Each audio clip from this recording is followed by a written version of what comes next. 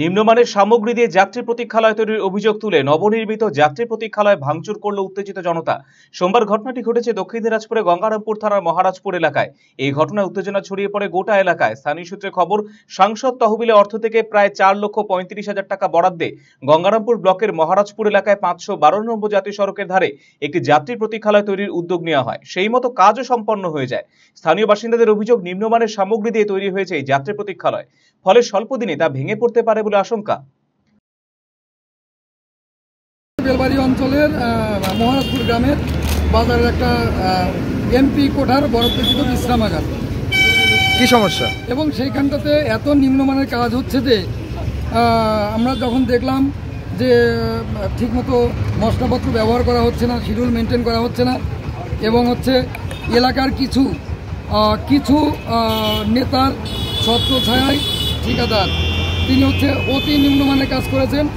এবং গতকাল যখন এই ঘরে বাজারে কিছু লোকজন ঢোকে তখন ফুটফুট করে বিভিন্ন জায়গায় এমনি খুলে পড়ছে, তখন কিন্তু তারা হাত দিয়ে দেখে যে টাইলসের নিচ দিয়ে যে মশলাগুলো থাকার কথা সেগুলো কিন্তু অলরেডি ধুলো, কোনো মশলাই নেই। এতে এলাকার মানুষ ক্ষিপ্ত হয় এবং যে আজকে দেখলাম যে রাত্রিতে কারণ নাকি একটু কম বেশি ভেঙেও দিয়েছে, কারণ এলাকার মানুষ এত নিম্নমানের কাজ মানবে না। আমরা শুনেছি যে 5.5 লাখ টাকা নাকি বরাদ্দ হয়েছে, কিন্তু এখানে তো কোনো বোর্ড ঝোলানো হয়নি, এখানে কাউকে জানানো হয়নি। কিন্তু ঠিকাদারি কাজের প্রথমে তো বোর্ড ঝোলানোর কথা, একটা বোর্ড থাকার কথা, কিন্তু সেটাও তো দেখছি শুনেছি নাকি 5.5 লাখ টাকা। অন্যদিকে পাল্টা ঠিকাদারের অভিযোগ, এলাকার বেশ কয়েকজন টাকা চেয়েছিল তার কাছে, টাকা না দেওয়ার কারণেই রাতের অন্ধকারে ভাঙচুর চালানো হয়েছে নবনির্মিত যাত্রী প্রতীক্ষালয়ে। শিডিউল মাফিকই কাজ হয়েছে, ইঞ্জিনিয়ার কাজ বুঝে নিয়েছে, ঠিক আছে, এবং ওখান থেকে কিছু লোক কন্টিনিউ মানে কিছু পয়সা যাচ্ছে, বুঝলেন তো। আচ্ছা।